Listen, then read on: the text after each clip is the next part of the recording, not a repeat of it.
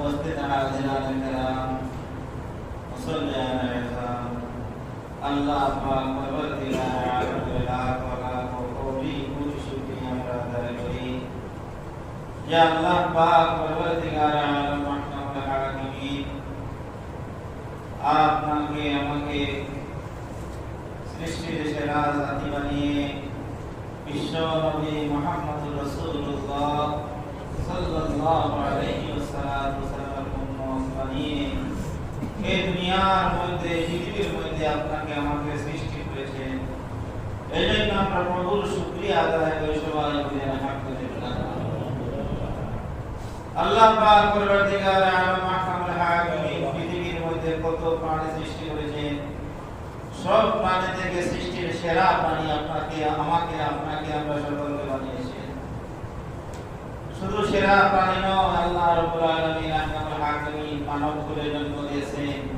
শুধু মানব কুলে নয়, বিশ্ব নবী মুহাম্মদ রাসূলুল্লাহ সাল্লাল্লাহু আলাইহি ওয়াসাল্লাম উম্মত বানিয়ে দুনিয়ার মধ্যে কায়নাতের মধ্যে আমরা সকলকে পাঠিয়েছেন।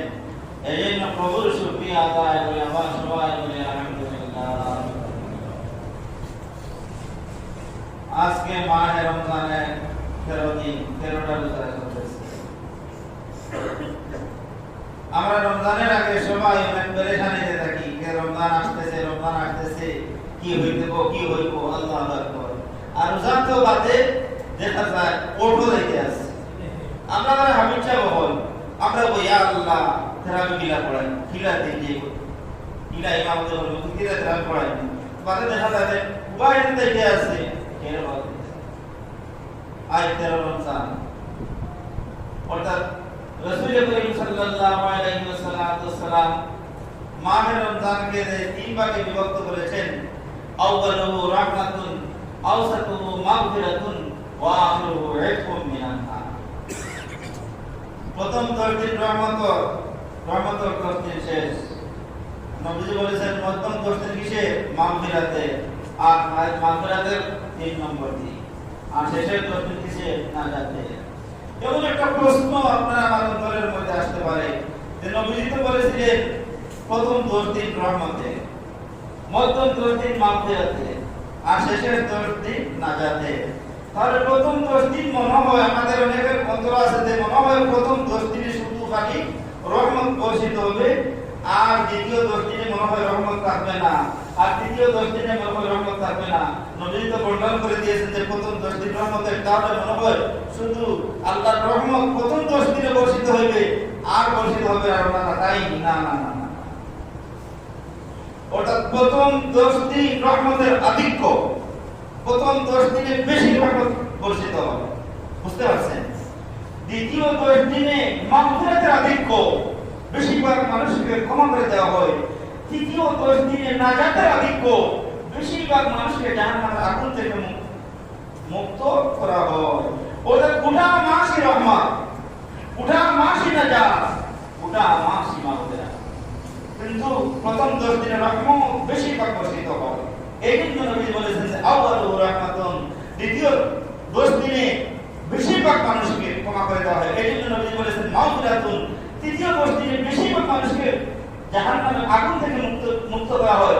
এই জন্য নবী বলেছেন কি আউয়াল আখিরুহু ইতকুম মিনান নার। না হয় পুরা মাস মাগফিরাত, পুরা মাস নাজাত, পুরা মাস রহমতে। আর আল্লাহর রহমত তো সব সময়, লা তাকনাতু মির রাহমাতিল্লাহ, আল্লাহর রহমত সব সময় গুলা। তো বন্ধুগণ আমার, এই মাসটি মাহে রমজানে আমি বলেছিলাম যে রমজানকে রমজান কেন নাম রাখা হলো? এই মাসে রোজা সিয়াম পালন করার কারণে এই মাসে কি করে অন্তরের ভিতরে যে খালি আছে, কালো দাগ আছে, এই কালো দাগকে কি করে মাহে রমজানে রোজা পালন করার কারণে অন্তরের কালোকে জ্বালিয়ে দেয়, অন্তরের গুনাহকে জ্বালিয়ে দেয়। এই কারণে রমজানকে কি লেখা হয়েছে? রমজান নাম রাখা হয়েছে। রাসূল করিম সাল্লাল্লাহু আলাইহি ওয়াসাল্লাম বলেছেন আসিয়ামু জুন্নাতুন মা লাম ইয়াখরিকহা কি, আসিয়ামু জুন্নাতুন মা লাম ইয়াখরিকহা। বিশ্বনবী বলেছেন রোজা হলো কি ডাল স্বরূপ। রোজা কি ডাল স্বরূপ। কখন ডাল স্বরূপ হবে? মা আমি আখরি কাহা, যদি রোজাকে যদি না ফারিয়ে দেওয়া হয়, রোজাকে যদি ফারিয়ে দেওয়া না হয় তাহলে এই রোজা হবে ডাল স্বরূপ।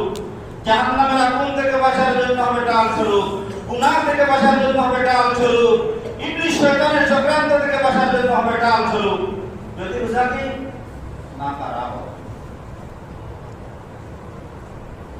নবীজিকে প্রশ্ন করা হলো, ইয়া রাসূলুল্লাহ, ইয়া হাবিবাল্লাহ, নবী গো, রোজা কিভাবে আবার পারিয়া যায়? আল্লাহর নবী বলেছেন, রোজা রেখে যদি, রোজা অবস্থায় যদি কোনো মানুষ মানুষের পশ্চাতে কথা বলে, মানুষের সমালোচনা করে, মানুষের চুগলখড়ি করে, মানুষের বর্ণনা করে, তার রোজা কি হয়ে যায়? তার রোজা ভেঙে যায়। এই রোজা আপনার জন্য ডাল স্বরূপ হবে না। এই রোজা আপনার জন্য জাহান্নামের আগুন থেকে মুক্তির কারণ হবে না। এই রোজা আপনাকে ইবলিস শয়তান থেকে বাঁচাইতে পারবে না। রোজার আগে মানুষের সমালোচনা করি, রোজার আগে যদি মিথ্যা কথা বলি, মিথ্যা যদি আমরা না ছাড়ি, 12 মাস 11 মাস ধরে বেঈমানি আটতে পড়তে শুধু মিথ্যা কথা বলতে থাকি, রোজার আগে যদি আমরা মিথ্যা কথা বলি আর মানুষের সমালোচনা করি, তাহলে এই রোজা কি হবে না? এই রোজাটা স্বরূপ হবে না। এই রোজা আপনাকে আমাকে জাহান্নামের আগুন থেকে কি করতে পারবে না? বাঁচাতে পারবে না। এজন্য পয়গম্বর বলেছেন, আসিয়ামু লিজুন্নাতুন মা লাম ইয়াতরিকা। রোজা হবে কি ডাল স্বরূপ যদি রোজাকে না পারা হবে। কি করা হয়? যদি রোজাকে না পারা হয়। এই যে রোজা যদি রোজাকে না পারা হয়, রোজার মতো যদি রোজা হয়, তাহলে এই রোজা আল্লাহর দরবারে কি করবে? কিয়ামতের ময়দানে আল্লাহর দরবারে আপনার আমার জন্য শাফাআত করবে। আসিয়াম ওয়াল কুরআন ইয়াশফাআনে লিল আবদি ইয়াওমাল কিয়ামাহ। আসিয়াম ওয়াল কুরআন ইয়াশফাআনে লিল আবদি ইয়াওমাল কিয়ামাহ। বাইরামাল কিয়ামতের ময়দানে সিয়াম, রোজা এবং কুরআন আল্লাহর দরবারে শাফাআত করবে। রোজা বলবে যে রোজাকে না পারা হয়, এই রোজা বলবে আল্লাহ, লোকটি সারাদিন উপবাস ছিল, স্ত্রী সমাজ থেকে বিরত ছিল, আল্লাহ তো তার পক্ষে আমার শাফাআতকে আপনি কবুল করুন। কুরআনে কারীম কিয়ামতের ময়দানে আল্লাহর দরবারে বলবে, মালিক, লোকটি সারাদিন রোজা রেখে থামে নাই, আল্লাহ লম্বা 20 রাকাত তেরাবির নামাজে উপস্থিত হইয়া কুরআনে কারীম শুনেছে গো আল্লাহ, সারা রাত কুরআন শরীফ শুনেছে, কুরআনে কারীম তিলাওয়াত করেছে, আল্লাহ তার পক্ষে আমার শাফাআত কবুল করুন। আসিয়ামু ওয়াল কুরআনু ইয়াশফাআনে লিল আবদি ইয়াওমাল কিয়ামাহ। ও ভাই, আসিয়ামু জান্নাতুন মা লাম ইয়াখরিকহা। এই যে রোজা বলেছিলাম, আসিয়ামু জান্নাতুন মা লাম ইয়াখরিকহা, যদি রোজাকে না পারা হয়, এই রোজা তার ব্যক্তিকে কি করা হবে জানেন? জান্নাতের কয়টা দরজা আছে? 8টা দরজা আছে। ইন্না ফিল জান্নাতি বাবান ইউকালু লাহুর রায়্যান। ইন্না ফিল জান্নাতি বাবান ইউকালু লাহুর রায়্যান ইয়াদখুলু মিনহু আস-সাইমুনা ইয়াওমাল কিয়ামাহ লা ইয়াদখুলু মিনহু আহাদুন গায়রুহুম ইউকালু আইনা আস-সাইমুন ফায়াকুলুন লা ইয়াদখুলু মিনহু গায়রুন আহাদুন। এই রোজা তার ব্যক্তিকে কিয়ামতের ময়দানে আল্লাহ পাক পরবর্তীকার আলম মাহকামুল হাকিমিন জান্নাতের 8টা দরজার মধ্যে থেকে একটি দরজার নাম ছিল রায়্যান রোজা। এই রায়্যান দরজা দিয়ে রোজাদার ব্যক্তিকে আল্লাহ রাব্বুল আলামিন জান্নাতে প্রবেশ করাবেন।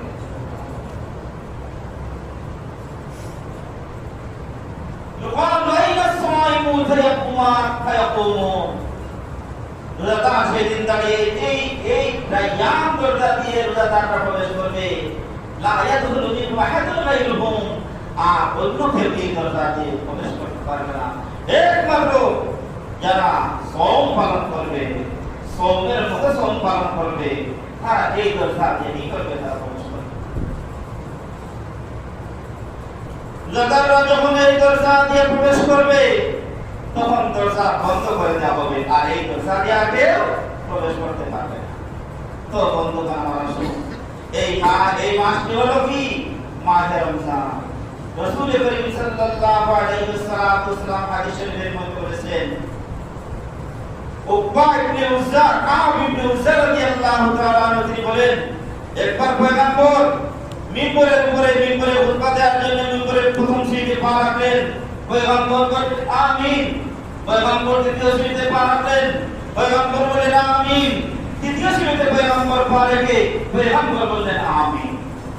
সাহাবীরা প্রশ্ন করেছিলেন, খুতবা দেওয়ার পরে নবীজিকে প্রশ্ন করেছিলেন, ইয়া রাসূলুল্লাহ, ইয়া হাবিবাল্লাহ, নবী গো, প্রথম সিঁড়িতে দেখলাম আপনি পা রাখার পরে আমিন বললেন, দ্বিতীয় সিঁড়িতে আবার পা রাখার পরে আমিন বললেন, তৃতীয় সিঁড়িতে পা রাখার পরে আবার আমিন বললেন, কারণ কি?